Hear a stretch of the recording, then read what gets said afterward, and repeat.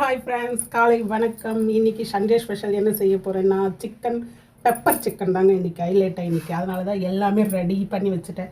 அதுக்கு என்னென்ன ரெடி பண்ணி வச்சுருக்கேன்னா வெங்காயம் தக்காளி கட் பண்ணி வச்சுட்டேன் தயாராக, பூண்டு இஞ்சி மிளகு. இன்றைக்கி சண்டே டைம் இருக்கிறதால கொஞ்சம் நல்லா ஃப்ரெஷ்ஷாக அம்மியில் அரைச்சி பண்ணலான்னு பிளான் பண்ணியிருக்கேன். சிக்கனை நல்லா மஞ்சள் பூசி குளிப்பாட்டி வச்சுட்டேங்க. இப்போ நம்ம செய்ய போயிடலாம். சூடாகிடுச்சு. கடுகு நம்ம எல்லாமே இதில் சேர்த்துக்கலாம்.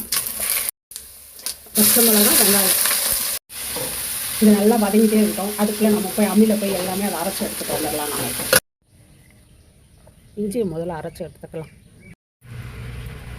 இதையே நான் பாதி பாதியாக பங்கு பிரிக்கிறேன்னா இஞ்சியில் கொஞ்சம் பூண்டு வச்சு அரைக்கணும், ப்ளஸ் மிளகுல கொஞ்சம் வச்சு அரைச்சோம்னா அதோட டேஸ்ட்டே தனிதாங்க. ஓகே, நான் செய்கிற சிக்கனுக்கு இந்த அளவு போதும். இதில் பூண்டை வச்சு நல்லா அரைச்சி எடுத்துக்கலாம்.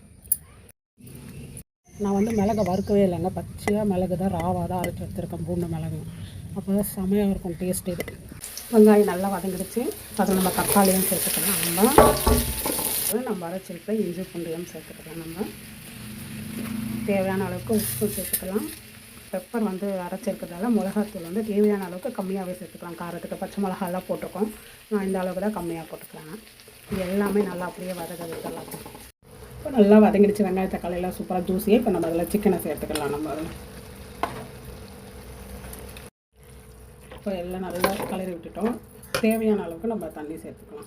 எவ்வளோ தேவையோ அவ்வளோ தண்ணி சேர்த்துக்க வேண்டியதான். இப்போ நல்லா கொதிச்சு ரெடி ஆகிடுச்சு குழம்பு. நம்ம அரைச்சிருக்க பூண்டு அந்த பெப்பரும் அதை இப்போ நம்ம சேர்த்துக்கலாம். கொத்தமல்லியும் கறிவேப்பிலையும். சூப்பராக ரெடி ஆகிடுச்சு பெப்பர் சிக்கன் குழம்பு. இப்போ தோசையை ஊற்றி அதில் வச்சு சாப்பிட்ற வேண்டியதுதான். பெப்பர் சிக்கன் குழம்பு சூப்பராக ரெடி ஆகிடுச்சு. வாங்க சாப்பிட்லாம்.